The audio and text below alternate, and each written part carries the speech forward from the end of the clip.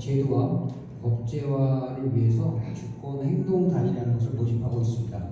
혹시 이 QR코드 로그인하시면 회원가입으로 이동하는데 많은 관심 부탁드리도록 하겠습니다.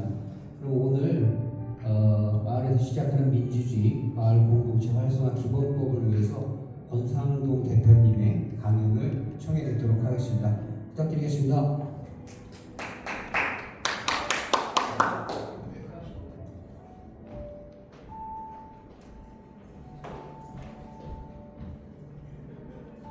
네, 안녕하세요. 반갑습니다. 권상동입니다. 앞쪽으로 오시죠. 유튜브로 생중계되니까 힘내십시오. 다 듣고 있습니다.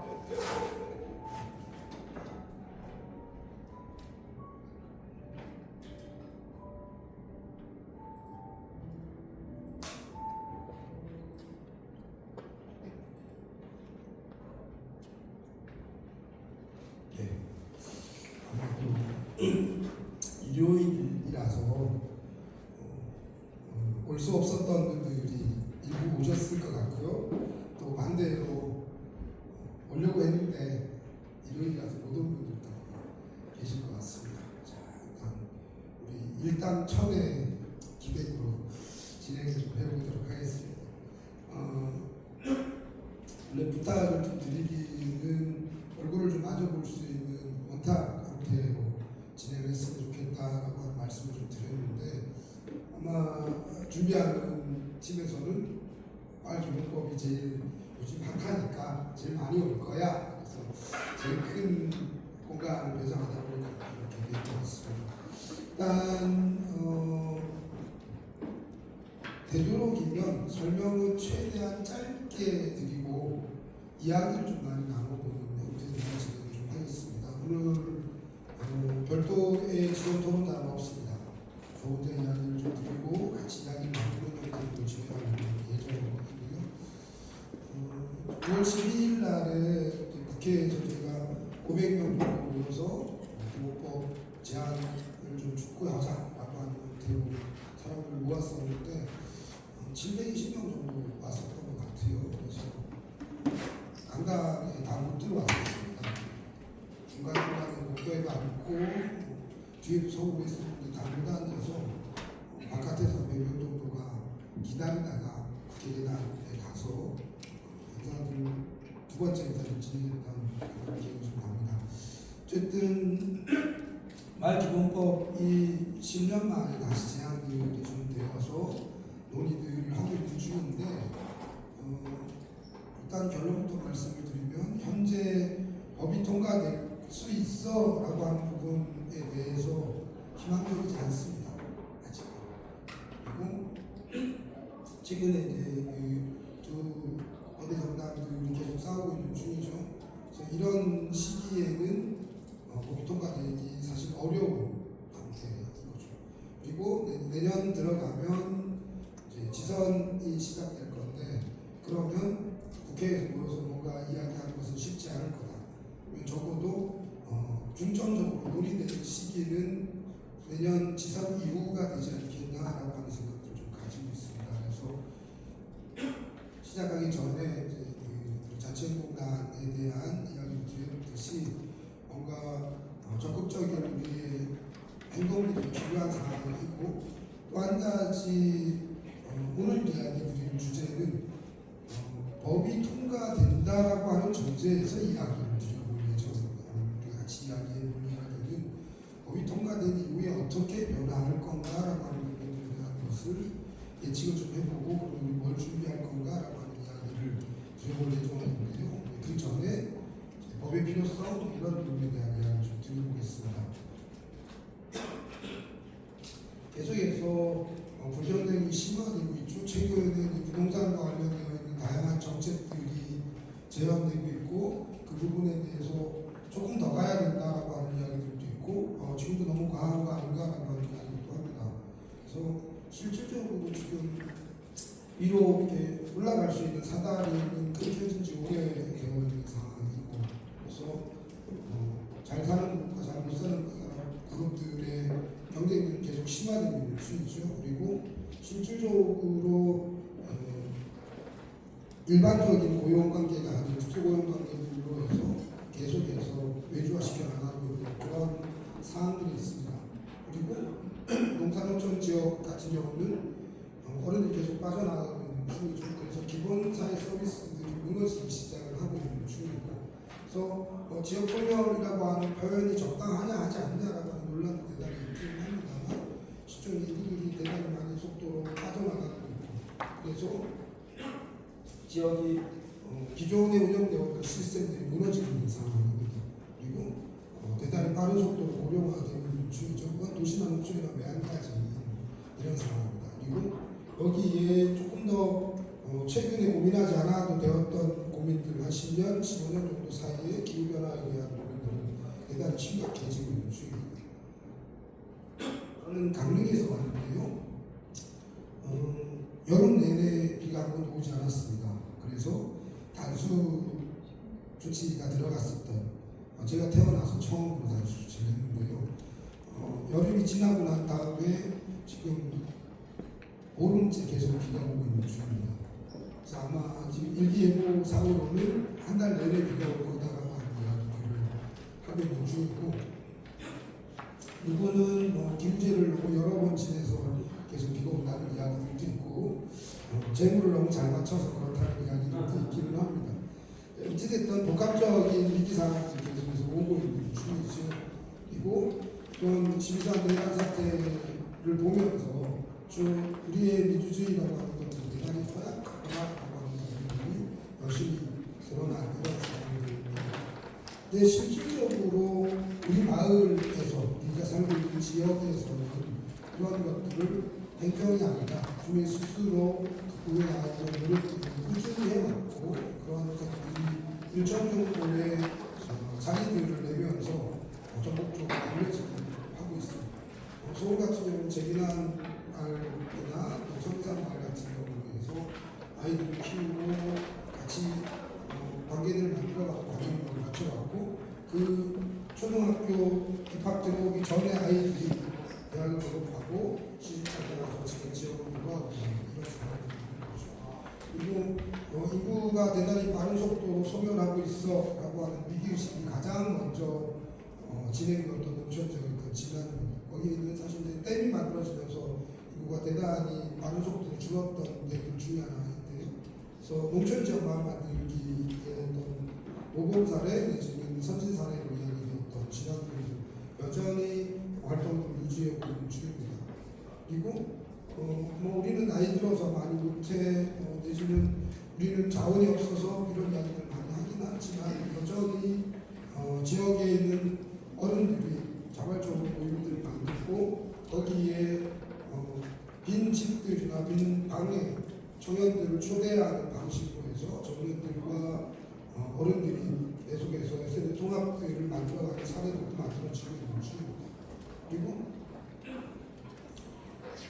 언론에서 우리 이야기를 해주지 않죠. 그러다 보니까 인터넷 내지는 신문, 잡지 이런 것들을 지역에서 만들고, 그런 것들이 우리 의원이, 우리 군수가, 우리 시장이 이야기가 아니라 우리 동네의 마을 리더가, 우리 집의 손자가, 또 우리 집 할머니가 이런 이야기들이 계속 열심히 실리는 지역의 작은 신문들이, 또 신문의 지역의 작은 잡지들이, 방송들이 만들어집니다.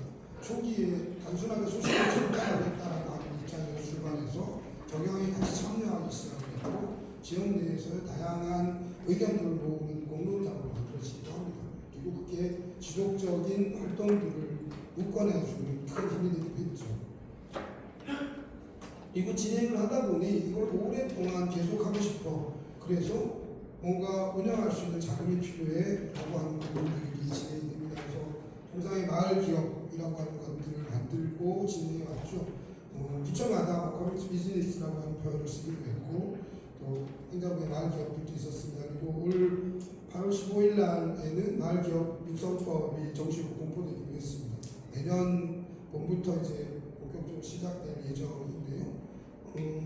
여러 가지 사항들 많이 만들어내고 있는 중이죠. 그래서 일자리들도 만들고, 또 지역 내에서 소식들을 만들어내고, 근데 그게 마을 단위, 내지는 리 단위, 면 단위에서 하기 힘드니 군 단위 민간이 전체에서 묶어서 뭔가 만들어내는, 그래서 무슨 군 주식회사 뭐 이런 형태의 전문 유통회사를 만들어내기도 하고, 또 그런 지역 내에서 소득화 시킬 수 있는 것들이 없다 보니까 민간이 같이 해서 일자리와 제품을 만들어내는 그런 작업들도 하고 있습니다. 자, 우리 마을 만들기 마을 공동체라고 하는 활동은 90년대 중반 정도에 공식적으로 일본의 마츠슈크리를 도입해 들어오면서 이야기가 시작되었다라고 보통 알려져 있습니다. 이게 정설이죠. 일본 마츠슈크리는 유럽이나 영미권에서 커뮤니티 빌딩이라고 하는 개념들을 일본식으로 해석하면서 마츠슈크리를 만들어낸 듯이, 우리도 일본의 마츠슈크리를 가지고 오는 과정에서 우리의 역사와 우리의 문화에 맞게 마을 만들기라고 하는 표현들로 우리의 이야기들을 만들어 나가기 시작을 하고 있습니다. 초기에 2000년대 초반, 2000년 이전의 상황을 좀 말씀드리고 싶은데요. 그 전까지는 일본이나 유럽의 사례들을 소개하고 그것을 테스팅해보는 것에 머물러 있었다면 IMF를 거치면서 대단히 절박함으로 다가왔습니다. 그리고 그런 IMF의 어려운 상황에서 행정이 해결해 주지 못하니, 내지는 시장이 해결해 주지 못하니 우리끼리 뭔가 지역에서 같이 판을 만들고 함께 손을 잡아보자 라고 해서 마을 만들기라고 하는 것들을 스스로 대안을 찾고 제안해 나가는 과정. 그래서 이 시기가 실질적으로 마을 만들기, 한국의 마을 만들기가 전체적으로 지역에서 반향을 불러일으키게 되는 그런 시기죠. 그리고 2000년대에서 2010년으로 넘어가는 과정, 노무현 말기쯤이 될 것 같습니다. 중앙정부가 마을 만들기와 관련되어 있는 정책들을 부처별로 만들어내죠. 살기 좋은 시리즈라고 보통 알려져 있는 살기 좋은 마을 만들기, 살기 좋은 지역 만들기, 살기 좋은 도시 만들기. 그래서 부처별로 각종의 사업들을 만들어 나갑니다. 근데 그 다음에 정부가 바뀌고 그 기조는 사실상 사라지게 됩니다. 이명박 정부에 들어오면서 중앙정부가 주도했던 마을 만들기는 전체적으로 약화되는 과정들을 거쳤는데요. 실제로는 그게 2010년대 무렵입니다. 주민들이 자발적으로 움직이는 것에 대한 힘을 행정도 또 단체장도 주민들도 스스로 인지하게 되는 거죠. 그래서 대단히 빠른 속도로 지역마다 조례를 만들고 센터를 만들어가는 과정들을 거쳐나갑니다. 자발성에 힘입어서 전국적으로 확산되는 시기가 이 시기입니다. 그리고 2000년대로 넘어오는데요. 2000년대로 넘어오면서 주목해 봤으면 좋겠는 게 도시재생 사업들입니다. 도시재생 사업들이 이제 지지난 정부가 대단히 의욕적으로 진행을 했습니다. 일정 정도 지역에서의 준비도 되고 있고, 또 지역 내에 뭔가 틀을 만들어서 지원센터들과 주민이 주도할 수 있어, 그다음에 전문가들이 지원한다라고 하는 걸로 해서 어마어마한 속도로 내밀었습니다. 500곳 50조를 5년간 쓰겠다라고 하는 거였던 거죠. 근데 사실 행정 지역 주민들과 활동가들의 반대의 정면으로 직면했죠. 그래서 18조만 쓸게요. 그다음에 한 200군데만 뽑을게요. 그리고 5년 동안 우리는 시스템만 만들게요 라고 하는 것을 1년차 하반기에 선언했었습니다. 근데 실제로 도시재생 사업은 900곳이 선정되고 센터도 동일하게 만들어졌습니다. 그래서 마을 만들기에 소위 말하는 센터에 있었던, 내지는 활동가, 초기 활동가라고 이야기했던 그룹, 그다음에 문화 쪽에서의 활동가, 복지 쪽에서의 활동가, 상권 활성화 쪽에서의 활동가들이 다 도시재생으로 쭉 빨려 들어갔습니다. 근데 실질적으로 우리의 준비 상태는 그렇게 좋지 않았습니다. 그다음에 활동가들이 할 수 있는 소위 말하는 자율성이라고 하는 것들은 보장되지 못했습니다. 그러다 보니까 우리의 의도와 무관하게 2000년대로 넘어오면서 사실 마을 만들기도 도시재생도 문화 영역도 활성화되는 것들이 아니라 왜곡되기 시작하는 상황으로 변화가고 있습니다. 그리고 많은 사람들이 조례가 있는데 뭘 법을 왜 만들어라고 하는 이야기들을 많이 합니다. 그리고 법을 만들면 중앙에서 뭔가 통제하지 않을까, 그런 기재가 열리는 거 아니야? 라고 하는 이야기들을 좀 많이 하는데요. 조례들을 전국에 256개까지 늘어난 적이 있습니다. 지금 217개 정도 파악되고 있는 중인데요. 조례가 없어졌다고 하는 이야기인 거죠. 강릉이 최초로 만들어졌던 센터 중에 하나입니다. 2008년에 안산이 4월달에 센터를 오픈하셔서 최초의 센터입니다. 그리고 이제 그 일주일 후에 강릉도 센터를 만드는데요. 강릉은 조례 없이 센터를 오픈했던 경우입니다. 그래서 실질적으로 관설민영이라기보다는 민설민영에 조금 더 가까운 돈이 없다 보니까 행정의 뭔가 관여가 상대적으로 대단히 적었던 이런 데 중에 하나입니다. 근데 전국에서 제일 먼저 없어진 센터가 강릉센터입니다. 도시재생센터의 통합학계요라고 해서 도시재생센터로 집어넣고요. 그 다음에 마을 만들기 쪽에 관련된 인건비를 전면 삭감했습니다. 그리고 그 다음에는 공모사업을 다 없앴습니다. 자연스럽게 도시재생센터만 남았는데 도시재생센터의 소위 말하는 주민의 자율성은 사라진 그런 상황인 거죠. 그래서 실질적으로 활동 기반 자체가 완전히 사라졌습니다. 근데 횟수로 치면 약 8년, 9년 정도 시기인데요. 8년, 9년이면 주민들의 활동 전체가 완전히 사라질 수 있습니다.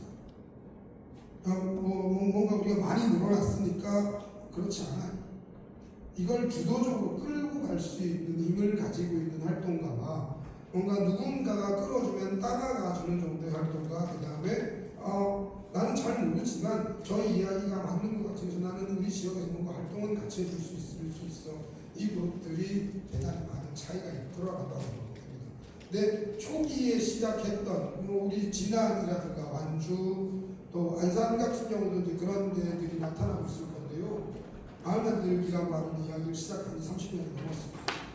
그러다 보니까 그 당시에 50대들 가장 주력이었던 40대, 50대들이 이제 80대를 넘어서는 상황이죠. 그래서 더 이상 지역의 활동을 담보할 수 없는 상황까지 와 있습니다.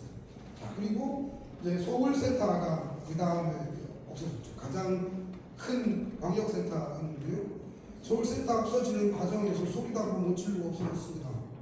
그 다음에 인천센터 없어졌죠. 인천센터 뭔가 나서서 뭘 하려고 애는 썼지만 사실 못 막았습니다. 그리고 수원에서도 조례 폐지하려고 했었죠. 겨우겨우 막아냈습니다. 한 명의 의원이 문제제기했는데 겨우겨우 막아내는 상황.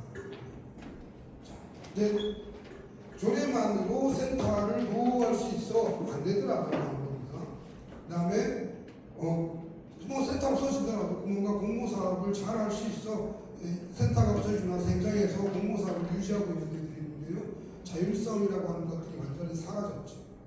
그래서 그냥 200만원, 500만원 돈 받아서 그걸 잘 쓰는 데 정도에 머물러 있는 데들이 대단히 많아지고 있습니다.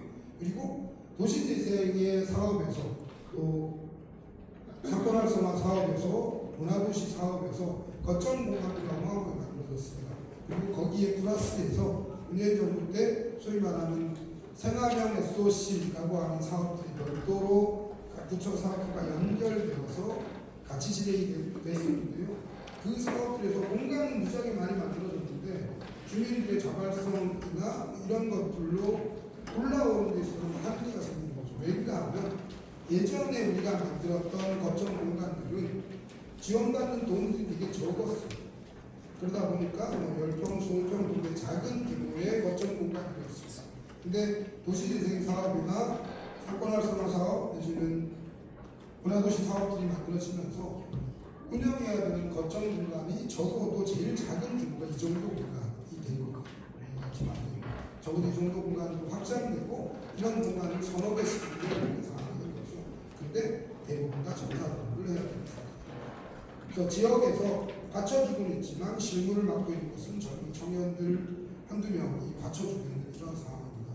근데 너무나 많은 것들을 만들어내야 되는 거죠. 그래서 이 청년 그룹들이 스스로 성장할 수 있게끔 스스로 교육하거나 스스로 계속해서 무너지고 있는 마음들을 수술 수 있는 시간 여유는 없습니다. 계속해서 업무에 짓눌리고 있는 상황인 거죠. 그래서 대단히 많은 청년들이 이쪽 업계에서 가장 많이 떠났던 게 도시재생 부분들인 거죠. 뭔가 지역을 효과적으로 그리고 잘 바꿀 수 있을 거야 라고 하는 것, 그리고 이게 나의 커리어를 향상시켜 나갈 때 나의 미래의 전망에도 되게 도움이 될 거야 라고 들어왔는데, 들어와서 보니 내가 할 수 있는 건 아무것도 없고 공부해야 될 건 너무 많은데 가르쳐주는 선배도 없고, 그리고 뭐 맹가 가고 돈만 쓰라고 그러고 그 돈을 빨리 쓰는 거에 대한 이야기들만 계속 하게 되는 거죠. 그러다 보니까 더 이상 내 이 마을에서 뭘 하는 것을 뒤돌아보기 싫어요 라고 하는 사람들이 나타났습니다. 그래서 현장을 떠났죠. 이 현장을 떠난 활동가들 중에 적어도 저는 60%가 영원히 돌아오지 않을 거라고 생각합니다. 너무나 많은 것들을 보지 않아도 되는 것들을 너무나 많이 보았고, 그래서 마음을 다친 이런 상황들인 거죠. 자, 그래서 쭉 문제들을 보니 우리는 소위 말하는 열정과 자율성에 기반해서, 창의적인 에너지에 기반해서 활동을 만들어냅니다. 근데 공무원들은 어떻습니까? 공무원들은 법과 절차에 따라서 움직이는 거죠. 우리는 법이 없으니까 할 수 있어요 라고 이야기하는 거고, 공무원은 법이 없으니까 안 돼요 라고 이야기하는 거예요. 당장에 어제 우리 저녁 방법 먹었잖아요. 선거법 위반이라고. 우리 입장에서는 명확하게 규정되어 있는 게 없어, 그러니까 우리가 밥 먹어도 돼 라고 하는 입장인 거고, 공무원들은 법과 절차가 없기 때문에 밥을 줄 수 없어요 라고 하는 이야기입니다. 자, 그래서 실질적으로 법을 만드는 데 있어서 가장 중요한 것들은 1차적으로 수혜를 받을 사람은 마을에 있는 우리도 아니고 센터에 있는 코디네이터도 아닙니다. 1차적으로 가장 많은 수혜를 받을 사람들은 공무원인 거죠. 적어도 내가 마을에 가서 우리 마음이 든든한, 뭔가 가슴이 뜨뜻해지는 주민들을 만나서 그 사람들에게 뭔가 내가 함께 할 수 있어, 공무원으로서 내가 함께 할 수 있는 것들을 함께 해서 심할서 쓰고 승진해서 누락되고 징계 먹는 일들을 없앨 수 있는 게 법이다라고 하는 겁니다.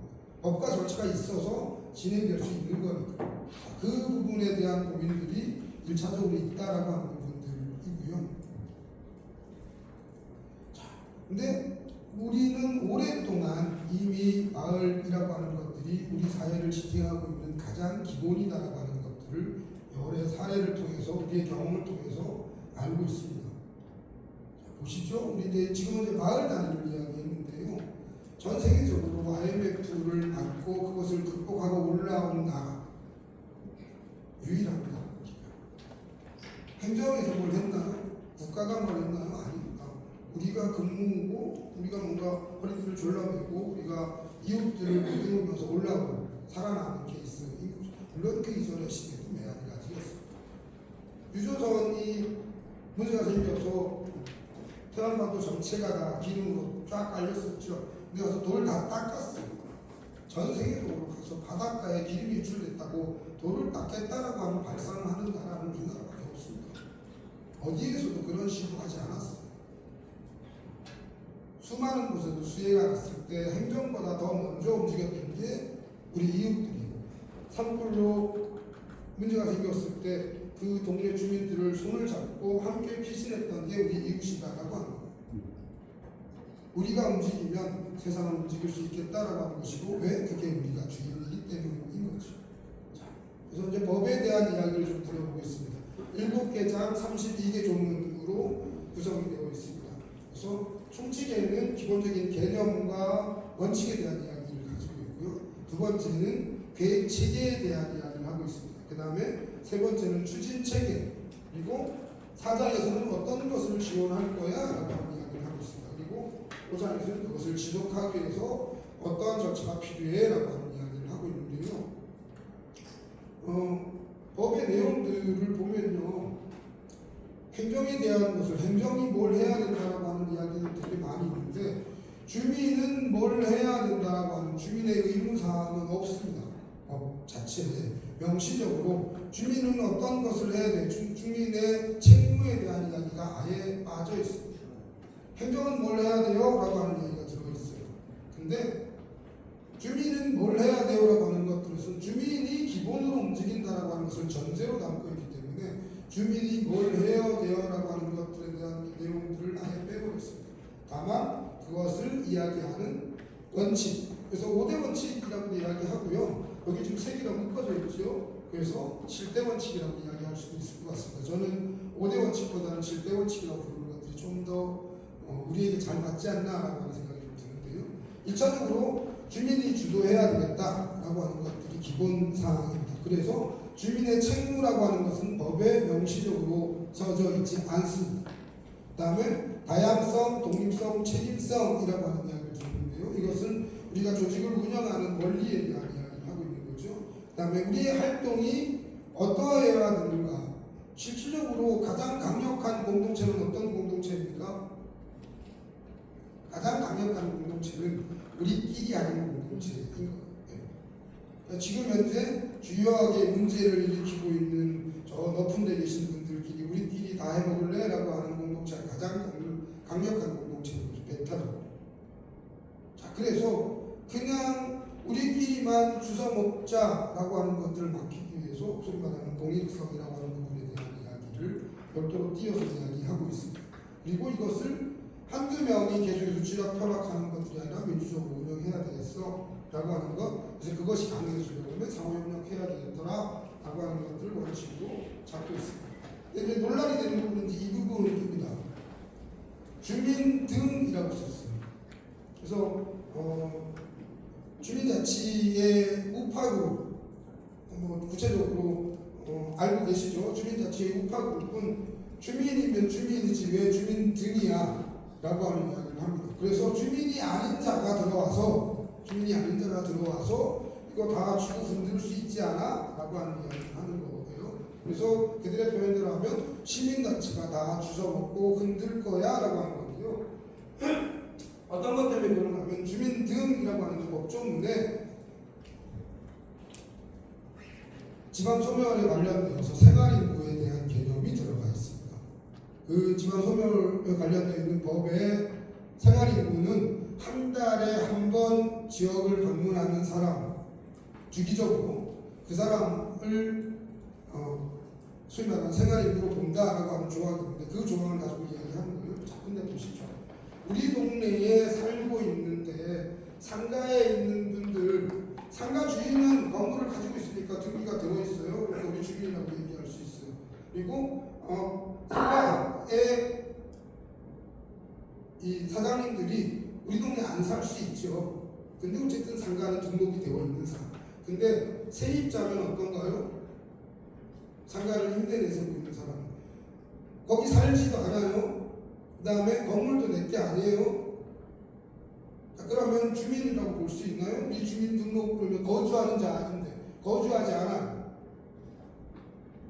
근데 실질적으로 상가 지역에서는 이 그룹이 더 많은 거죠. 거기서 거주하고 있는 그룹보다는 그렇지 않은 그룹이 훨씬 더 많습니다. 자, 그 다음에 여기도 지금 대학이잖아요. 장안대학교 근처에 실질적으로 주요하게 생활을 영위하고 있는 그룹들 중에 대학생들, 물론 소위 말하는 인구가 계속 줄다 보니까 지역마다 뭔가 대학생들 와서 주소지 이전하면 혜택을 주거나 이런 정책을 쓰긴 합니다만 대다수의 대학생들은 주소지를 옮겨오지 않습니다.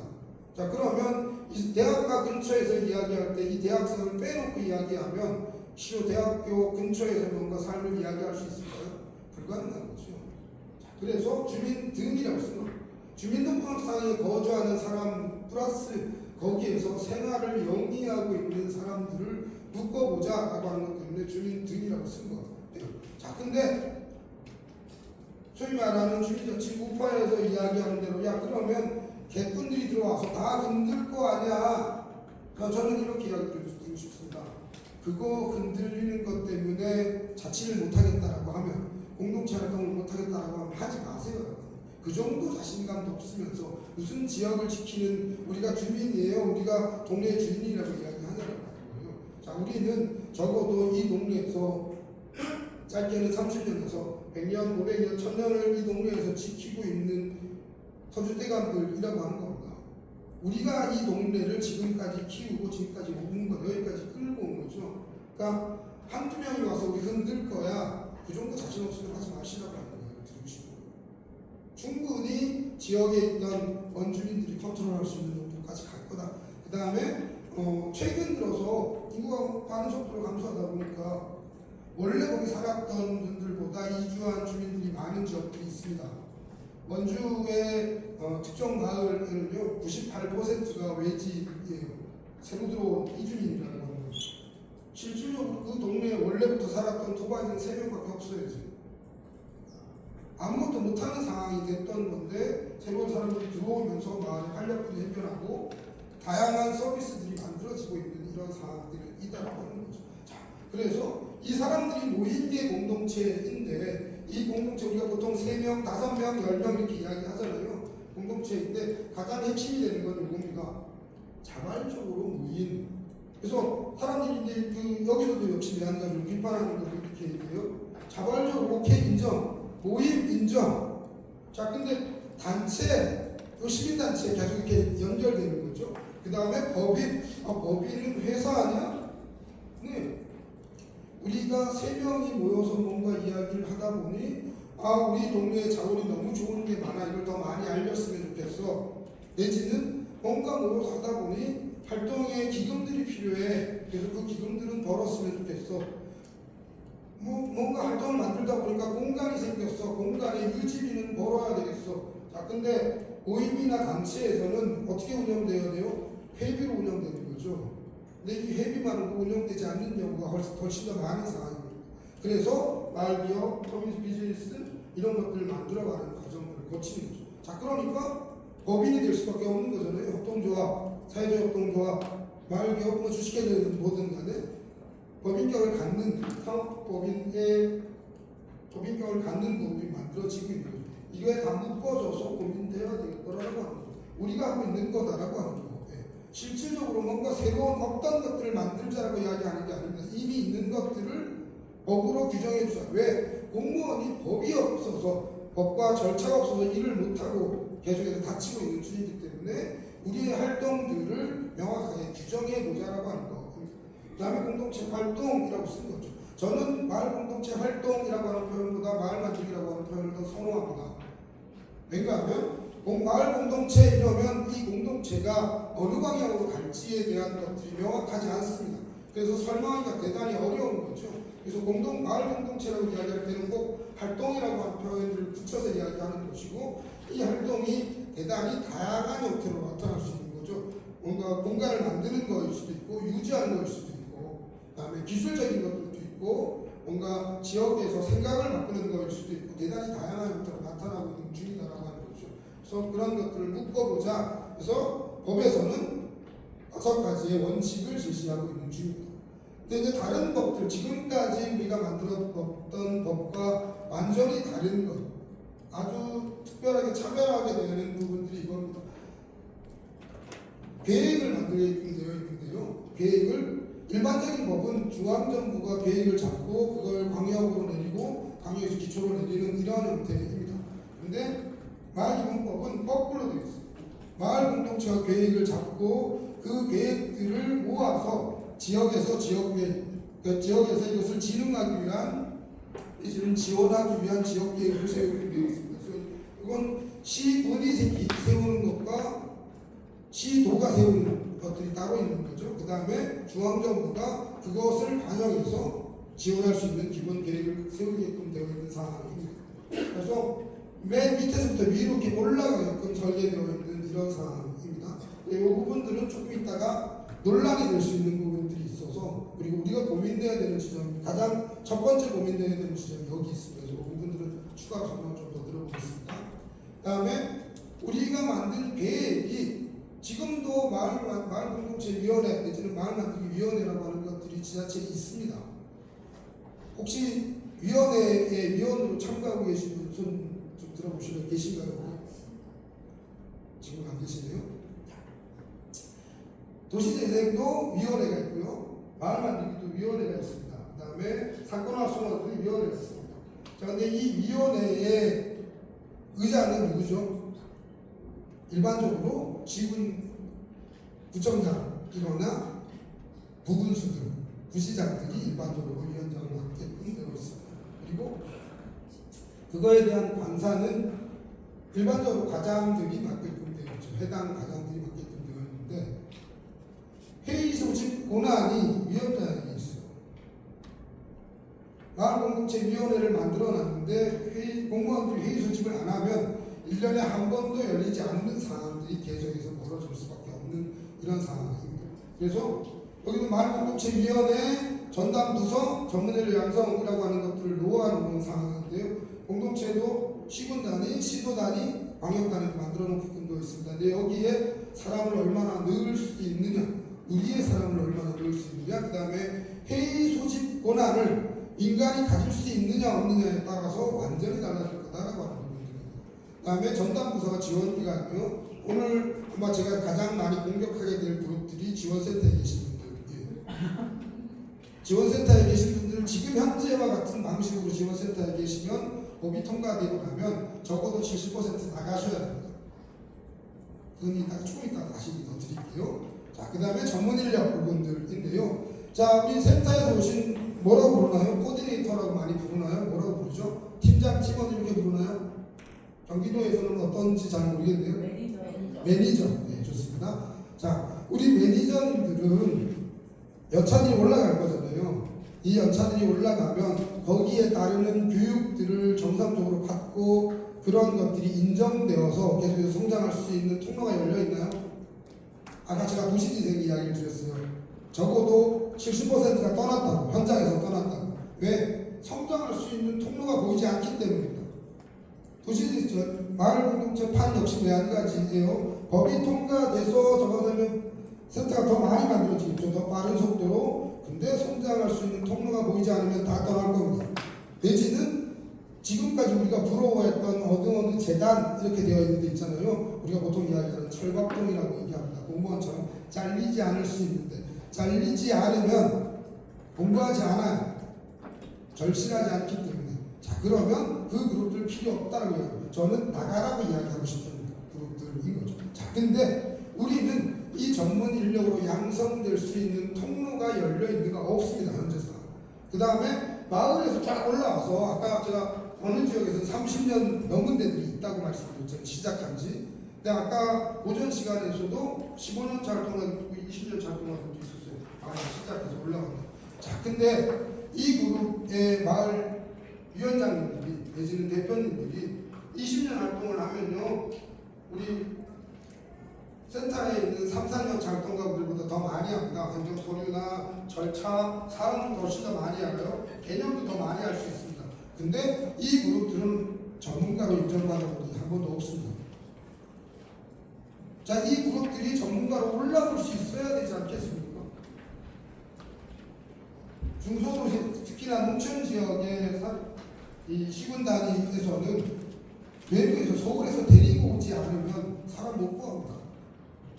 센터에서 일할 사람 없다라고 하는 거죠. 그러면 우리들 중에 성장시켜서 올려야 될 거 아니냐라고 합니다. 근데 그 통로가 막혀있기 때문에 그걸 만들어 보자라고 하는 이야기들을 하고 있다라고 하는 부분들이고요. 자, 그리고 보시죠.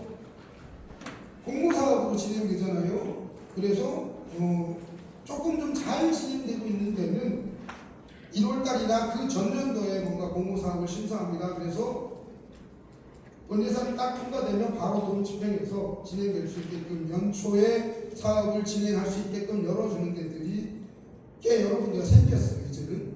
근데 여전히 대부분의 지역은 3월달에 심사를 진행합니다.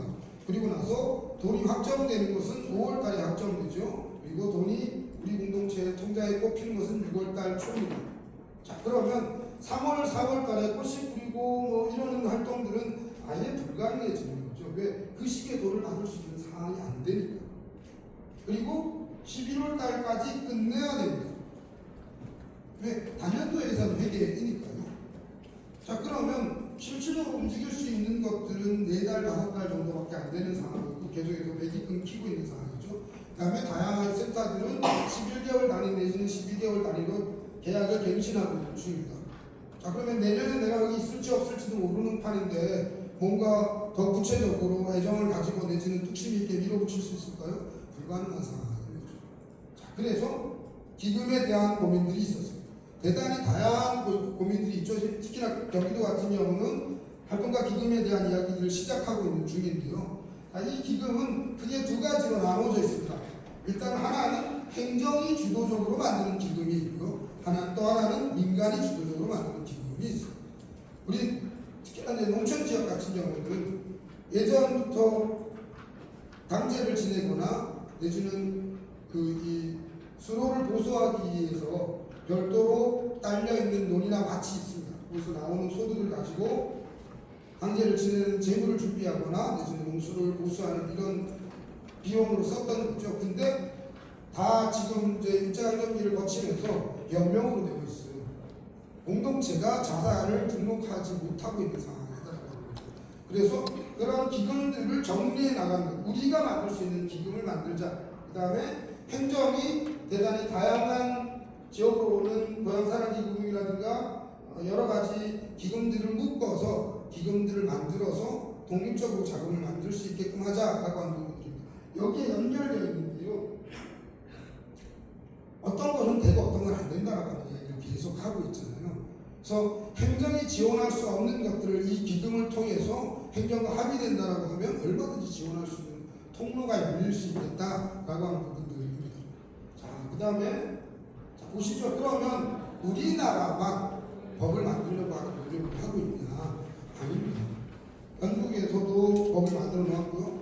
일본은 맞춤주의 제도들이 엄청 오래전에 만들어졌습니다. 그리고 맞춤주의 3법이라고 하는 법들이 통과되어 있는 중이고 실질적으로 맞춤주의와 관련되어 있는 다양한 법들뿐만 아니라 주민자치가 대단히 빠른 속도로 우리가 다른 역사를 가지고 있는 거죠. 그러다 보니까 많은 부분들이 주민자치나 지역개발에 관련된 법안에 녹아 있습니다. 인도네시아는 우리랑 정확하게 일치하는 마을기본법이 있습니다. 마을법이라고 하는 것이 존재하고요. 인도네시아는 우리 법정동, 행정동처럼 행정에서 컨트롤하고 있는 마을이 있고 전통적으로 오고 있는 마을들이 있습니다. 그래서 그 전통적으로 오는 마을들을 없애려고 했던 거죠. 왜? 행정이 효과적으로 통제할 수 있으니까. 근데 하다 보니 지역의 특성들이 무너지고 지역의 공동체들이 약화되는 것들을 보고 거꾸로 비정규적으로 인정되어 있지 않았던 지역의 공동체를 복원하는 작업들을 만들었습니다. 그게 인도네시아의 마을법입니다. 대단히 다양한 지역에서 공동체의 힘들을 믿고 그 부분들을 확장시켜 나가고 있구나라고 하는 겁니다. 자, 2012년도에 노무현 정부 때입니다. 마을에 대한 소위 말하는 살기 좋은 시리즈가 막 나와지는 그 시절을 지난 다음에 실질적으로 공동체활성화법에 대한 논의가 진행되죠. 논문에서 이명박으로 넘어가는 시기입니다. 그 시기는. 그래서 보시면 마을공동체 활성화법이에요. 정확히 활성화 지원법입니다. 이 시기의 논의는 기본법이 아니고. 근데 이 시기에는 대체로 공동체를 통제하겠다라고 하는 쪽이 좀 더 강했어요. 그래서 공동체 지표나 내지는 시스템적으로 뭔가 정책을 전달하는 통로로서 역할들을 했던 거죠. 왜냐하면 이 시기에 공동체 활동, 지역 단위 공동체 활동은 쫙 늘어나고 있는 중인데 법률 체계나 가이드라인이 정비되어 있지 않은 상황. 그래서 일본에서 제도들을 막 가지고 오고 있는 중인데 이건 쓸 수 있겠어, 이건 못 쓰겠어 논란들이 대단히 많았던 이런 시기입니다. 그리고 15년도에 서울이었죠. 마을 선언이라고 하는 것들을 이야기하기 시작을 합니다. 그리고 2016년도에 처음으로 법률안을 인간에 의해서 만들고 제안을 했습니다. 이게 유인번 진선미안으로 제안이 되었던 이런 법입니다. 그리고 2013년 11월 달에 우리 경기도 마을공동체센터가 다시 해야 되지 않겠어요? 라고 하는 이야기를 대단히 오랫동안 그리고 대단히 정성 들여서 전국에 있는 다양한 선배활동가들을 설득하기 시작했습니다. 그래서 법률 CF를 만들고 법률안을 만들었고요. 그래서 박정현 의원 이걸 받아서 지금 발의해 놓은 이런 상황인 거죠. 그래서 실질적으로 대단히 오래되긴 했는데 법률이라고 하는 거이기 때문에 일단 막연한 두려움이 있습니다. 법률은 내가 뭔가 이야기할 거니까 그냥 잘 만들어주세요. 토론에 10년 전에도 그랬고요. 이번에도 잘 만들어주세요 밖에 없어요. 다른 구체적인 이야기가 나오지 않습니다. 자, 그래서 저는 센터에 있는 코디네이터들이 더 많이 고민해야 된다라고 하는 이야기를 드리는 거고, 마을에 있는 우리 마을 활동가라 부리던 내지는 마을 리더라 부리던 대표님들이 더 많이 고민해야 된다. 그리고 가장 결정적으로 지역에 있는 담당 공무원과 시의원이 함께 고민하지 않으면 구체적으로 넘어갈 수 없습니다. 자, 근데 법들이 이제 우리 기본법, 마을 기본법에 대한 이야기를 하고 있는데요. 마을 기업 육성법은 기업을 어떻게, 비즈니스로 어떻게 돌릴래라고 하는 것들을 지원하는 육성법입니다. 아주 심플합니다. 그리고 여기 있는 다 강제 조항으로 되어 있어요. 우리 기본법에는 뭐뭐 할 수 있답니다. 뭐뭐 할 수 있다. 여건이 되면 하고 여건이 안 되면 안 해도 되는 이런 상황인 거죠. 근데 마을기업 육성법은 뭐뭐 하여야 한답니다. 무조건 해야 되는 거예요. 안 하면 다 법률 위반이 되는 이런 상황. 강제 조항을 대단히 많이 놓아놓았는데요. 그냥 아주 깔끔합니다. 공동체가 비즈니스 사업을 활성화할 수 있게끔 하자. 근데 이제 시행령이 어떻게 달릴 거냐 따라서 하시겠죠. 다음에 주민자치에 관련돼서 주민자치의 법제화라고 썼죠. 주민자치 기본법에 대한 것들이 지금 발의되어 있는 상황이고, 지난 회기에서 계속해서 주민자치 기본법에 대한 논의가 확장되어 있습니다. 근데 주민자치 기본법이라고 쓰지 않고 주민자치 법제화라고 쓴 이유는 지방자치법 내에 주민자치 조항이 완전히 삭제됐죠. 그래서 일단 그 조항만 살려서 기본적으로 주민자치에 대한 법률적인 지위를 확보하고 시행령으로 만들어서 진행하면서 법률의 틀들을 잡자라고 하는 형태입니다. 도시재생법이나 돌봄법에 관련되어 있는 이야기들이 나오고는 있는데, 이 부분에서도 가장 기본이 되는 기본 권리야라고 하는 부분들은 다 빠져있는 상황인 거죠. 왜? 기본법이 아니기 때문에 어떻게 육성하고 어떻게 지원할래라고 하는 거기 때문에 그 절차와 내용에 대한 이야기들이 중점적으로 되어 있는 이런 사항들입니다. 자, 그래서 법이 통과되기까지 많이 남아있는 상황인데요. 일단 올해는 법 통과되기 쉽지 않다라고 보는 것이고, 내년 올해면 12월달 지나고 나면 선거에 모든 것들이 다 묻혀버릴 겁니다. 그러면 선거 끝나기 전까지는 아무것도 못하겠죠. 선거 끝나고 나서 뭔가 논의가 시작될 건데, 우리가 준비되어 있지 않으면 힘에서 밀릴 겁니다. 자, 그러면 우리가 움직여야 되는 거는 지금 당장 움직여야 되는 거죠. 내년 지방선거에 나오는 후보자들에게 우리의 이 법을 통과시켜 줄 것과 지역에서 이런 흐름을 활성화시켜야 될 것들을 강제로 압박하는 작업들이 지금 필요한 상황입니다. 그 다음에 법이 통과되고 나면 법에는 뭐뭐 할 수 있다 내지는 하여야 한다 정도밖에 없어요. 대단히 추상적입니다. 특히나 기본법은 더더욱 추상적일 수밖에 없어요. 거기에 구체적으로 쓰면 우리 발목을 잡을 겁니다. 이후에 우리가 만들어 놓은 법을 우리가 해석하는 게 아니에요. 공무원들이 올라가서 해석하게 될 건데, 그 공무원, 이것을 해석할 공무원은 대부분 여기 앉아있는 분들보다 훨씬 나이가 어린 친구들이 될 겁니다. 마을 공동체에 대한 이해가 전혀 없는 사람들이 마을 기본법을 해석하게 될 거다라고 하는 거죠. 그래서 시행령에 어떻게 구체적으로 넣느냐에 따라서 대단히 많이 달라질 수 있어요. 그래서 지금 현재 가장 고민해야 되는 것들은 법을 발의하게끔 계속해서 압력을 넣는 것과 시행령에 무엇을 담을 거야, 어떤 것들을 담아서 어떻게 그것을 넣을 거야에 대한 고민을 해야 됩니다. 그리고 나서 이게 법이 통과가 되고 나면 완전히 흐름이 바뀔 건데 우리 활동 방식이 바뀔 거다라고 하는 거죠. 그러면 그 활동 방식을 중장기적으로 바꾸어 나가기 위한 틀을 어떻게 잡을 건가 하는 부분에 대한 논의들을 해야 됩니다. 실질적으로 우리 당장 우리 마을에서는 이 부분 의원이나 후보자들을 압박하는 부분들에 대한 이야기가 될 거고요. 그 다음에 시행령에 대한 이야기들은 마을의 대표님들이나 활동가들 내지는 센터에 있는 코디네이터들이 집중적으로 고민해야 됩니다. 현재 진행하고 있는 게 어떤 부분 때문에 더 시너지 효과를 못 내고 있어요. 이것을 어떻게 고칠래? 지금 현재 있는 걸 가지고 고민하는 것이 아니라 없는 것을 새로 만들어야 되는 거죠. 그래서 상상력을 어떻게 발휘할 수 있느냐가 가장 큰 관건이 될 거다라고 하는 거고, 연구자들은 여기에 집중해야 돼요. 외국의 사례나 우리의 경험에 근거해서 그러면 우리가 더 많은 활동들을 자율성을 확보하고 그게 사고 나지 않고 도덕적 해이에서 자유로울 수 있게끔 할 수 있는 방법들을 찾아나가는 작업은 여기에 있을 거다라고 하는 부분들인 겁니다. 자, 구체적으로 어떤 변화들이 있을까요? 일단 센터가 폐지되지 않을 수 있겠죠. 기본적으로 법에 있으니. 다만 조례를 다 뜯어 고쳐야 될 겁니다. 법에 맞추어서 개선하는 작업들이 필요할 거고요. 자, 수원이라고 표현을 했지만 이 수원은 전국에 다 있습니다. 고립되어 있는 청년활동가라고 표현했지만 고립되어 있는 중년활동가가 동일한 거인 거죠. 내지는 센터에 있는 코디네이터 한 명이 이렇게 이야기할 수 있을 겁니다. 연결해서 보셨으면 좋겠다라고 하는 생각이 들고요.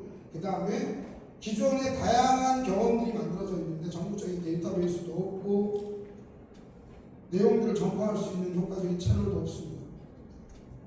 그래서 작은 사례들을 계속해서 굴려서 다양하게 지역에 맞게끔 재설계할 수 있는 부분에 대한 고민을 해나갈 필요가 있다.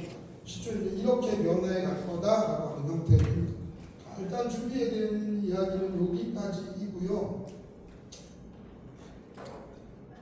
여기까지 들으신 다음에 나는 이 부분에 대한 설명이 좀 더 필요해요 라고 하는 분도 혹시 계신가요? 없으신가요? 자, 그러면 문제가 될 수 있는 지점부터 한번 보겠습니다.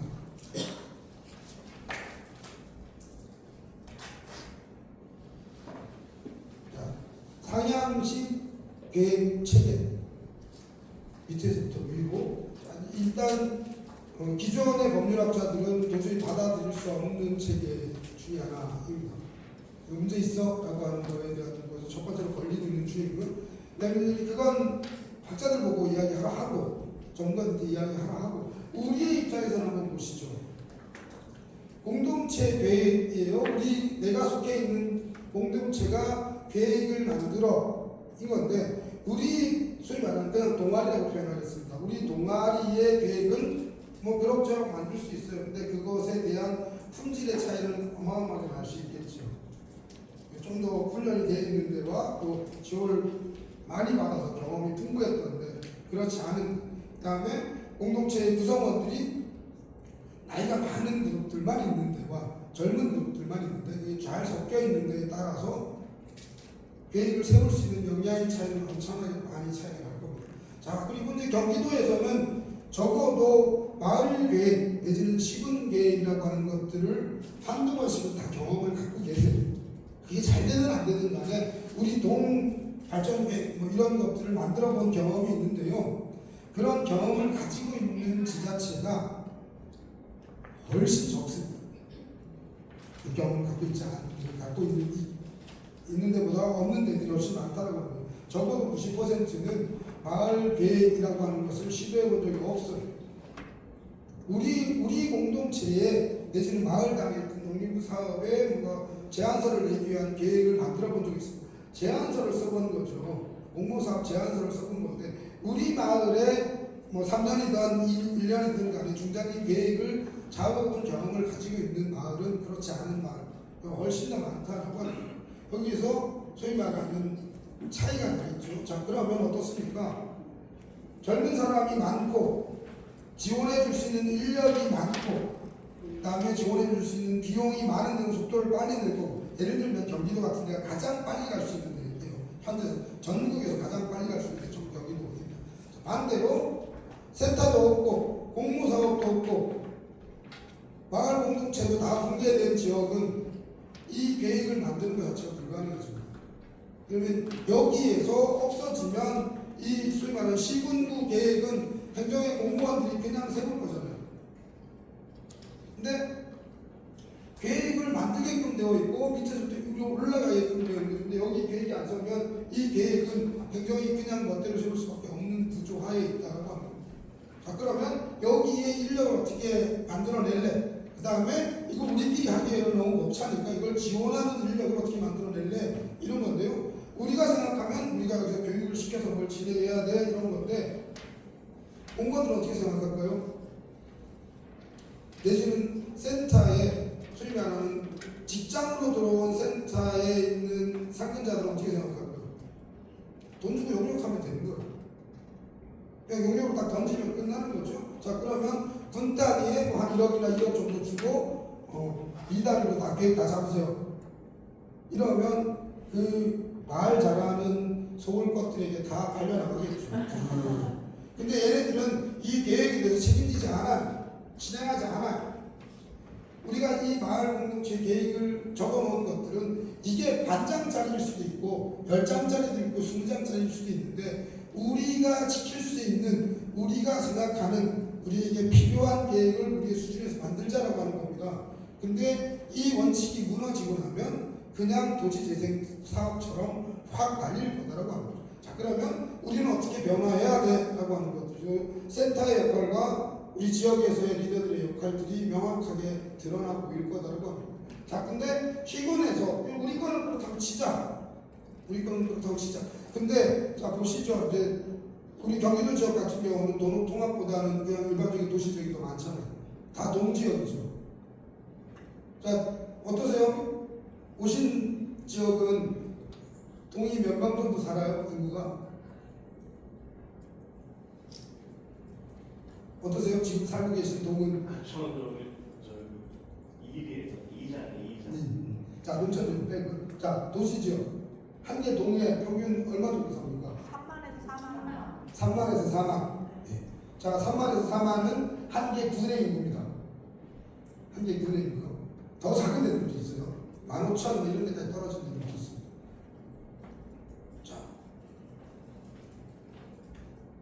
한 개의 군에 있는 공동체의 숫자와 한 개 동에 있는 공동체의 숫자 비교가 되시죠? 그러면 이 그룹들이 이 공동체 계획은 두 가지 의미가 있어요. 하나는 내가 속해 있는 동아리의 계획을 세우는 것 하나. 그 다음에 내가 속해 있는 동 내지는 리의 계획을 세우는 것 둘. 이 두 가지가 묶어져 있거든요. 근데 우리 리에 공동체 우리밖에 없어. 그러면 우리 리의 고민이 우리의 계획이 될 수밖에 없는 상황이에요. 처음에 시작할 때는. 근데 우리 리에 동아리가 6개가 있어. 그럼 6개가 다 다를 거잖아요. 그리고 뭔가 누구나 다 돈도 많았으면 좋겠고 지원도 많았으면 좋겠고 그렇게 쓰고 싶을 거지 않습니까? 그렇게 됐을 때 행정에서는 어떻게 소화할 수 있을까라고. 그러니까 우리의 편에 서서 객관적으로 이걸 평가해주고 조정해줄 수 있는 전문가가 필요한 거예요. 자, 그거 지금 현재 우리의 상상력으로 떠올릴 수 있는 건 어디입니까? 센터죠. 그 다음에 센터가 데리고 있는 전문위원들 이 여기에 속하는 건데 이 전문위원들도 우리 동네하고 떨어져 있어요. 내지는 우리 시에 살고 있지 않을 수 있는 가능성이 훨씬 더 높습니다. 자, 그러니 이 지역 계획을 세우는 이 지역기획위원회에 내지는 심사할 수 있는 작업에 내지는 계획을 진행하는 과정에서 우리의 인력을 얼마나 넣을 수 있는가가 이 계획을 어떻게 바꾸느냐를 직접적으로 작업하게 될 거예요. 그 다음에 여기 위원회가 있으니까 기본 계획을 잡아가는 과정에서도 공동체위원회 중앙 단계까지 다 있어요. 도시재생위원회 시군도 있고 광역도 있고 중앙도 있습니다. 도시재생 사업이 시작될 때 가장 주도적으로 역할을 했던 것은 마을공동체 센터에 있던 사람들이나 거기에서 역할을 했던 사람들이 주도적으로 역할을 할 수밖에 없었어요. 활동가에 있습니다. 교수님들은 도시계획이나 건축 쪽에서 오셨지만 활동가들은 마을만기 쪽에서 넘어갔다는 거죠. 자, 근데 상식적으로 하면 중앙위원회에 활동가를 대표할 수 있는 사람이 한 사람 정도는 있어야 되는 거잖아요. 지지난 정부 우리가 보통 이야기하는 우리 편이었다라고 얘기하는 지지난 정부 때도 단 한 명도 못 넣었습니다. 교수들이 다 나갔어요. 이번에 만들어질 위원회에서도 교수들이 다 나가면 우리의 이야기를 집어넣을 수 있는 통로가 아예 막힙니다. 그러면 지금 우파들이 이야기하는 것대로 중앙정부가 치고 흔드는 거죠. 예전에 새마을운동의 가장 부정적인 면만 살아남을 수 있는 사람인 거예요. 어떻게 살릴 거냐라고 여기에 그럼 우리가 사람을 보낼 준비를 해야 되는 거잖아요. 어떤 사람을 보내야 되고 어떤 조건이어야 되고 시행령에다가 박아야 되고요. 몇 명을 넣어야 되고 몇 퍼센트를 넣어야 되고 이런 것들에 대한 고민을 구체적으로 할 필요가 있어요. 중앙은 우리 동네에서 우리 시군에서 고민하지 못할지 모르겠지만 우리 시군의 위원회, 우리 도의 위원회는 우리가 역할을 할 수 있어지는 거예요. 구체적으로 고민해야 되는 상황. 자, 전담부서도 역시 가지고 지원 기간인데요. 혹시 경기센터 말고 시군센터에서 오신 분 계신가요? 없으시네요. 경기센터는 제가 얼굴도 대충 아는데 시군센터 잘 몰라서요.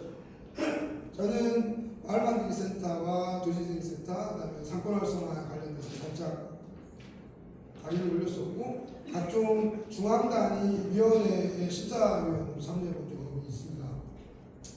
근데 지원기간이 아까도 말씀드린 공무원이 회의를 소집하지 않으면 위원회 안 열리고 지원기간이 우리 마음대로 자율성을 확보하고 있는 지원기간 거의 없어요.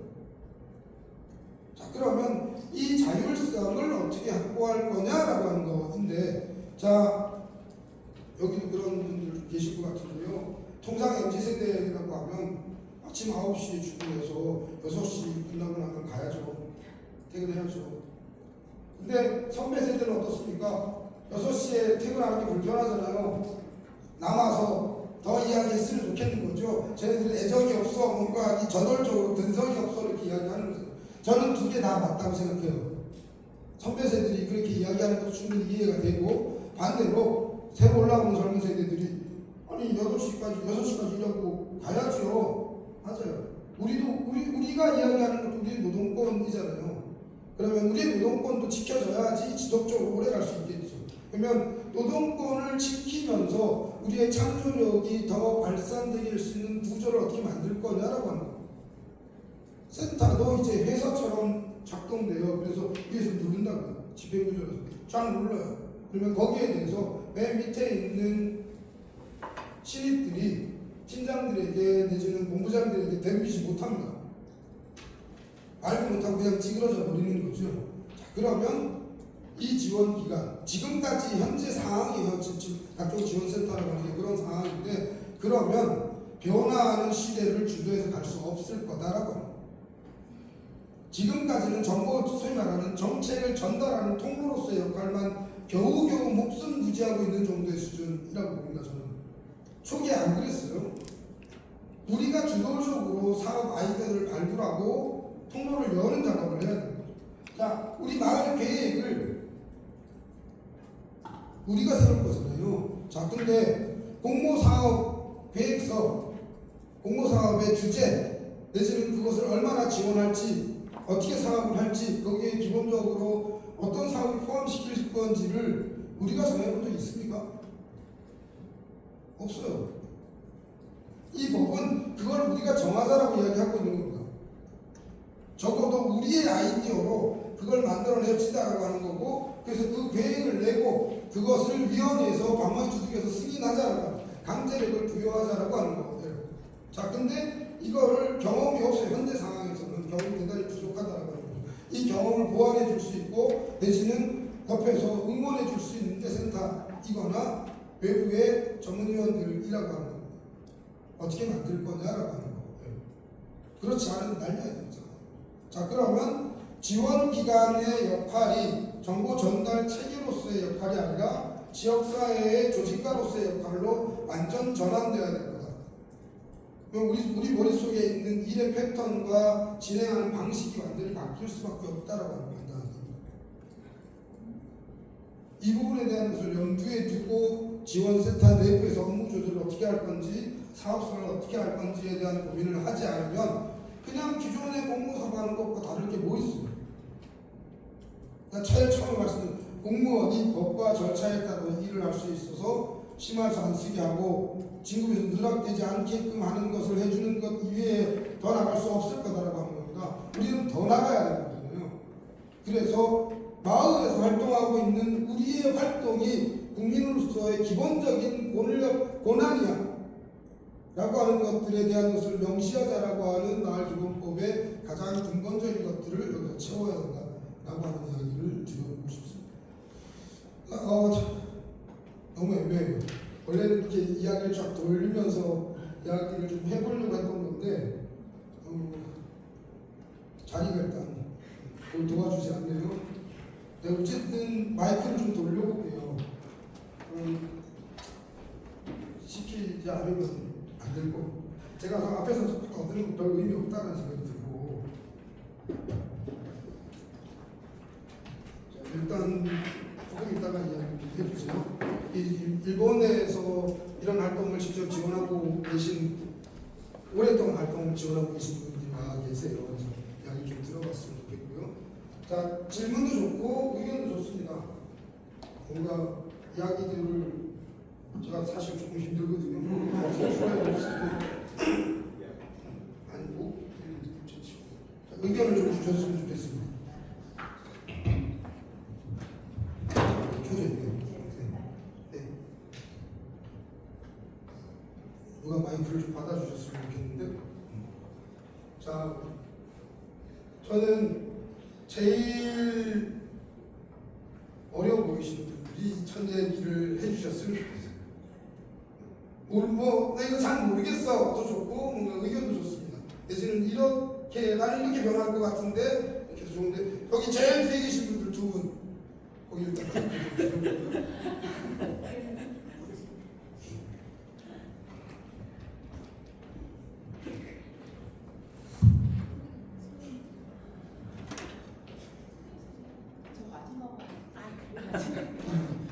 잘 모르겠거나 상관없습니다. 어떤 이야기든 소감도 상관없습니다. 이야기를 좀 열어주셔야 전환들이 좀 될 것 같고요. 우리 원래 여기 몇 시까지죠? 3시까지면 10분밖에 없어요. 원래는 예, 아무도 말씀 안 하셔서 제가 먼저 말씀드리겠습니다.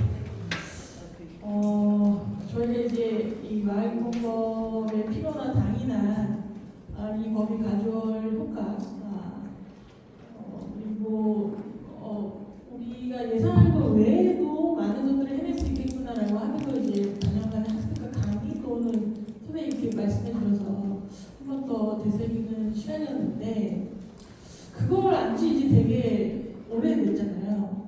근데 이게 왜 지금 통과가 안 되고 있는 것일까?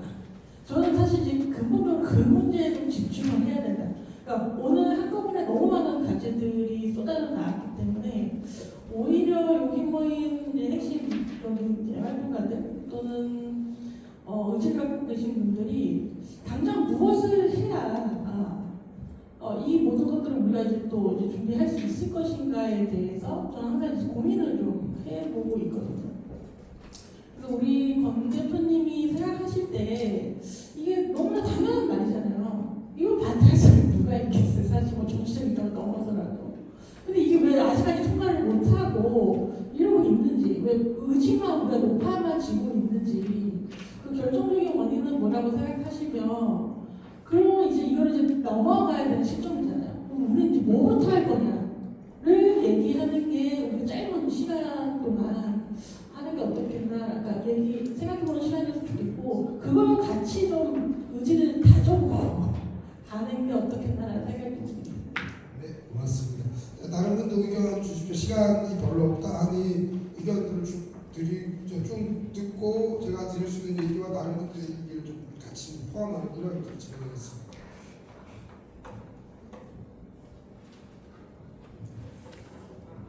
네, 말씀 잘 들었습니다. 은혜도 많이 받았고,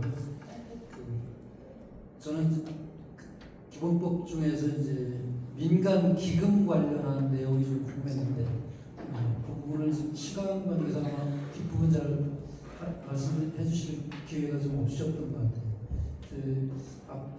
경기도 마을공동체지원센터의 지원을 받고 경기도의 마을 활동가들이 모여서 활동가 기금을 공부하고 내년쯤에는 이번에 좀 부스를 차려서 공제회 준비를 좀 하고 있는데 내년에는 공제회를 한번 만들어 보려고 합니다.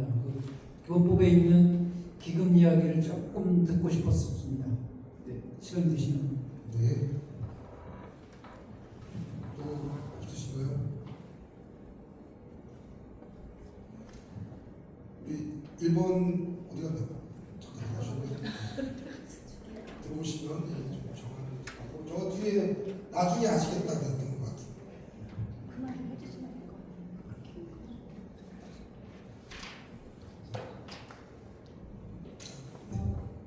저도 아까 그 처음에 말씀하신 분처럼 왜 이 기본법이 이렇게 어렵게 통과되지 않는 그 속내가 뭔지 국회에서 걔를 설정을 해가지고 해야 되는데 왜 이거를 다루기를 힘들어하는 건지 그거를 좀 알고 싶었습니다.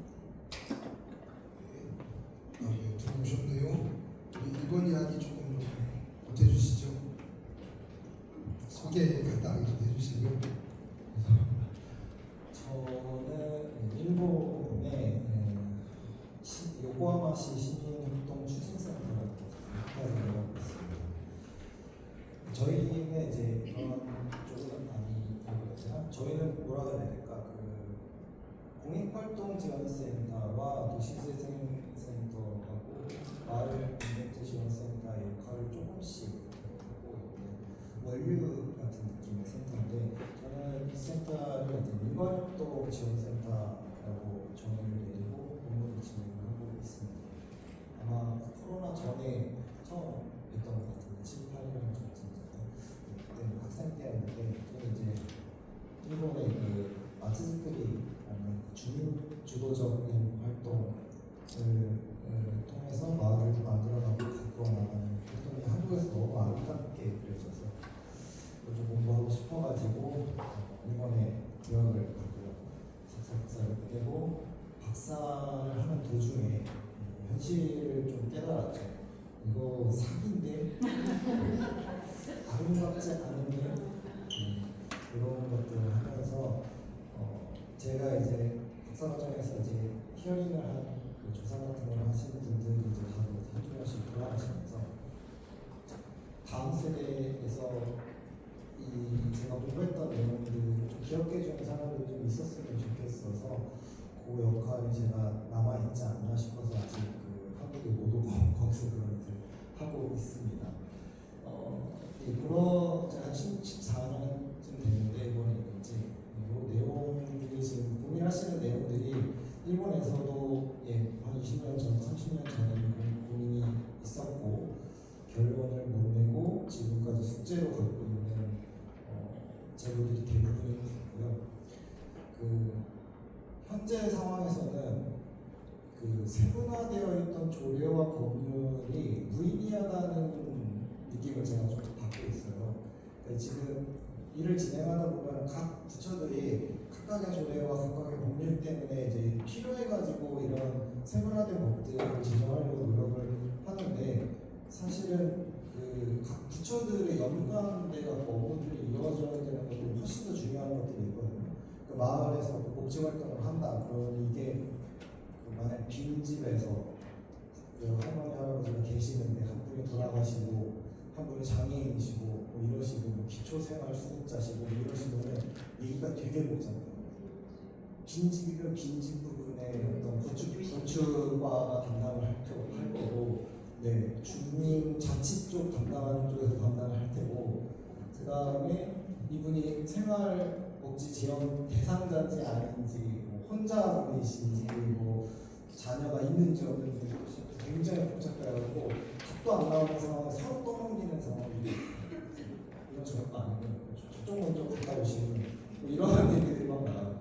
이런 것들을 이제 마을의 이장님 같은 분들 하시는 마을 리더분들이 화가 이만큼 나와서 저희한테 막 찾아오고, 사실 저희도 크게 뭘 도움드릴 수는 없는 건데 이제 실타래를 하나씩 풀어주는 거죠. 그리고 약간 저쪽 공무원 얘기가 안 될 거야. 경험을 쌓아놓은 경험치가 있기 때문에 이쪽 공무원부터 얘기를 해서 이렇게 풀어서 가지고 저쪽으로 가면 좋을 거라는 어떤 교통 정리 역할을 제가 지금 하고 있는데, 그런 역할이 좀 필요할 것 같고요. 법률 관련돼서는 참고로 제가 드릴 게 우리 저쪽에서 비슷한 게 있는데요.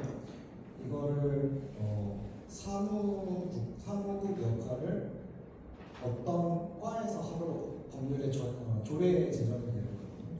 이게 처음에는 이 사람이 정말로 사무국 역할만 했어요. 사람을 모으고 하는데 진행을 하고 회의 진행하고 기재록 작성하고 또 다시 전달드리고 다시 취합하고 이런 역할을 좀 했었는데 이게 이제 나오는 내용들이 자신들의 업무 범위를 넘어가는 내용들이 점점 나오잖아요. 그 의원들께서 굉장히 다양한 시선에서 얘기를 많이 해주시니까 이러면은 이게 자기네들끼리 업무가 진행이 안 되고 계속 숙제만 남는 상황이라서 이게 부담이 되니까 점점 줄여요. 그 의제를. 자기네들 업무 범위 안에 있는 의제로 줄여요. 환경과라고 그러면은 환경 관련된 거 외에는 그 주제 안에서 나오지 않도록 사전 조율을 하는 이런 문제들도 있더라고요. 그런 부분들이 있어서 이게 법률을 꼭 제정하는 것이 과연 좋은가 싶은 좀 질문 아니면 우려도 좀 있고요. 그 저희 옆에 있는 카와사키라는 시에는 인권조례를 제정을 해서 모든 행정과 모든 법률은 인권조례에 기초해야 한다. 인간의 권리와 평화와 차별 없는 이런 세 개의 권한을 움직이는데 사실 도덕적인 그 관념 가지고도 우리가 충분히 마을 활동들을 할 수 있지 않을까 싶은 생각이 좀 있어서 꼭 이게 정말 필요한지와 요거의 최상위 법률을 제정하는 것들은 어떨까 하는 좀 의견 아니면 질문을 좀 드리고 싶습니다. 네, 맞습니다. 자, 일단 더 혹시 이야기하실 분 계신가요? 일단 마무리를 좀 해야 될 것 같아요. 지금 3시라서 딱 5분만 쓰고 마무리하도록 하겠습니다. 우리 기금에 관련되어 있는 이야기는 안 드렸어요, 사실. 너무 복잡한 실무적인 이야기들이 있는 상황이라서 이건 이제 지역 내에서 활동가 기금이나 다양한 기금에 대한 이야기를 지금 경주에서는 이미 하고 있으니 거기에서 관련 자료를 좀 뿌려주셨으면 좋겠다라고 하는 생각이 좀 들고요. 그다음에 이제 10년이 지났음에도 불구하고 왜 우리는 한 마리 문제들이 듣고 있을까 인 거죠. 다른 데는 그렇지 않은 데 갔는데 근데 실질적으로 법률 통과될 특히나 마을 기업 육성법 같은 경우는 법률이 통과됐음에도 불구하고 당사자들이 몰라요. 지금 법 통과되는지조차도. 그런 경우 훨씬 더 많은 상황. 논의를 진행한 게 아니라 법을 통과시키는 데 목적이 있었다는 거죠. 우리 지금 이 마을공동체기본법은 원래 그 활성화 지원법이라고 하는 것들을 행정에서 발의했던 겁니다. 처음에 행안부에서 발의했던 건데 활동가들에서 막았어요. 만들지 말라고. 그러니까 지금 이제 이야기하는 일본의 사례들도 그렇고 다른 분들이 우려하는 부분들, 야, 이 법을 만들어야 돼, 법이 꼭 필요해? 라고 하는 게 지원이나 육성 부분에서 우리가 발목 잡힐 가능성이 훨씬 높다고 판단했기 때문에 그 당시에 그래서 법을 통과시키지 않은 겁니다. 저희들이 가서 막은 거예요. 그리고 반대로 이걸 포괄할 수 있는 기본적인 내용들, 그래서 기본법을 만들어줘라고 하는 이야기를 했던 겁니다. 그리고 여기 있는 지금 안 들어가 있는데요. 제가 다른 글에서 보면 그 중앙부처 4개의 중앙부처랑 간담회도 하고 이랬던 이야기들을 적어놓은 게 있어요. 그걸 했던 이유들이 그런 겁니다. 너네는 우리가 이런 법에 대한 행자부가 이런 고민을 했는데 우리는 이런 문제의식이 있어. 그래서 너네 입장에서는 이 법이 어때? 농림부, 그다음에 국토부, 문화관광부, 그다음에 그때 지금으로 치면 유산청, 예전에는 문화재관리청이죠. 그래서 그 그룹들이 모여가지고 우리는 이런 문제가 있다고 생각해요. 너네 계획 부분에서 우리 이 부분은 충돌 나는 것 같아. 그다음에 우리 특별법을 도시대에서 특별법을 만들어 가는데 이 부분이 좀 약해. 그래서 이 너네 그 기본법에서 기본법이나 주민 이 공동체활성화 지원법에서 이걸 끌어다왔으면 좋겠어. 이런 내용을 넣어줬으면 좋겠어. 이런 합의를 한 거예요. 그리고 나서 이게 요 무렵입니다. 그리고 나서 이제 지역의 마을 선언은 지역에 있는 활동가들이나 마을 리더들이 우리 당장에 우리 지역에서 필요한 게 뭐야라고 하는 것들을 끌고 모아서 뭘 하자라고 하는 소위 말하는 100대 과제 뭐 이런 개념, 기본적인 철학과 지금 당장에 필요한 게 뭐야라고 하는 것을 묶어놓은 게 말할 선언입니다. 이제 그것에 근거해서 기본법 초안을 만들었던 건데요. 많은 논란들이 있었어요. 기존에 이제 이 법을 만들어 봤잖아요. 이것저것 다른 법도 만들어 보다 보니까 법을 만들면서 야 그렇게 법을 만들어 가지고는 100년이 가도 법 통과 못 시킬 거야 라고 하는 문제들이 되게 많았습니다. 그래서 뭔가 로비도 많이 하고 가서 집회도 하고 뭐 이런 이야기가 나왔었는데 이 당시 10년 전의 고민은 일단 힘도 약했을 뿐더러 끌고 가고 있는 핵심 리더 그룹들이 힘도 약했을 뿐더러 마을 만들기 방식으로 법도 만들어야 돼 라고 하는 고민들이 좀 있었어요. 근데 진행을 하다 보니까 그것만 가지고 산을 빠른 속도로 넘는 건 쉽지 않아. 근데 기존의 방식대로 가가지고 막 이렇게 국회의원 한두명 붙들고 이렇게 하는 것도 우리 방식이 맞지 않아 라고 하는 거죠. 그래서 이걸 섞어야 되겠다라고 하는 거고, 행사 시작하기 전에 우리 주민 이 모임들을 만들자라고 하는 이야기를 했잖아요. 그 이유가 그겁니다. 우리 내부에서도 법에 대해서 몰라요 지금.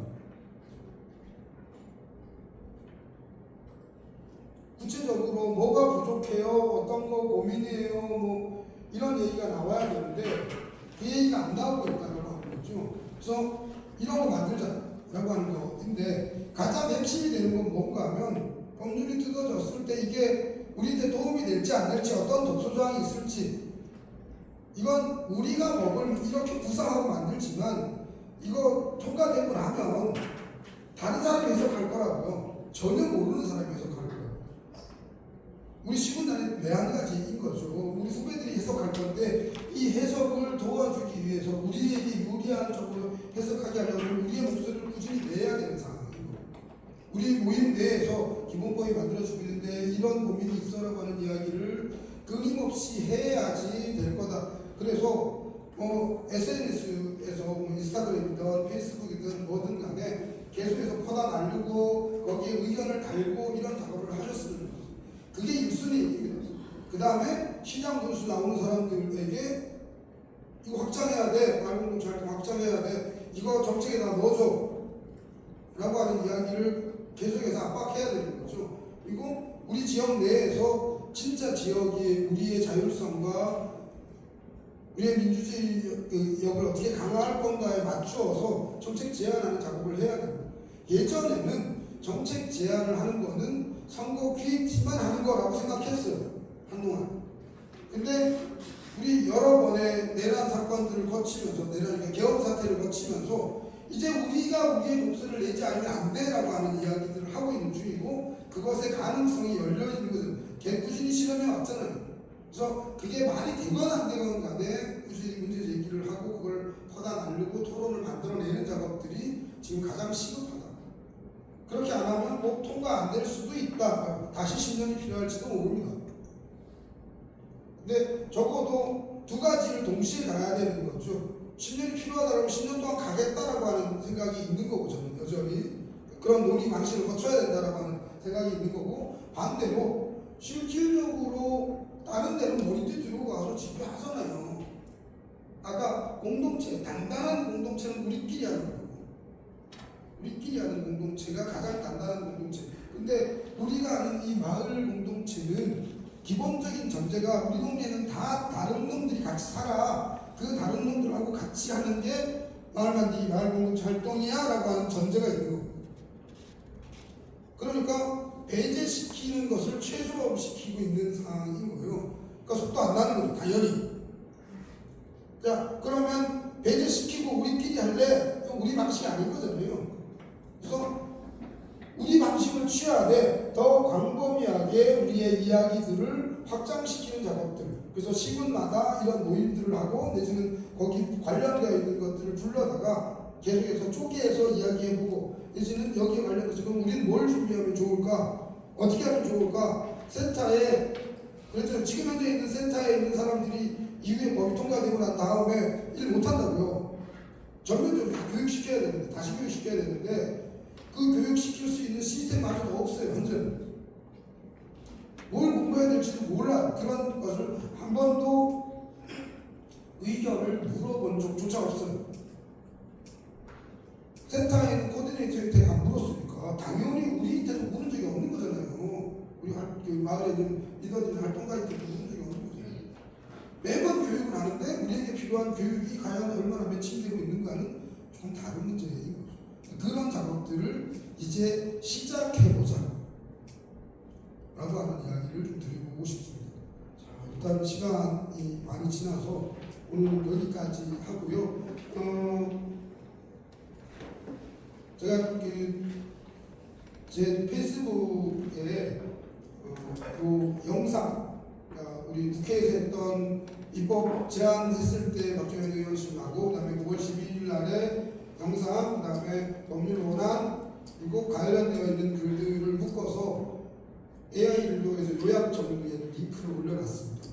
다 보시기 힘드실 거니까 그 요약 정리를 보세요. 그리고 그 요약 정리를 보면 다른 데에 관련되어 있는 갈래들 어떻게 확장되어 있을지 보실 수 있을 거예요. 그래서 그걸 좀 참고해서 많이 퍼다 나르고 이야기들을 많이 만들어 주셨으면 좋겠습니다. 고맙습니다. 아주 저희 좋은 강연, 오늘의 마지막 강연이었고요. 저기 마을 만들기 전국 네트워크 강릉에서 오셨어요. 권상도 대표님께 다시 한번 큰 박수 부탁드리고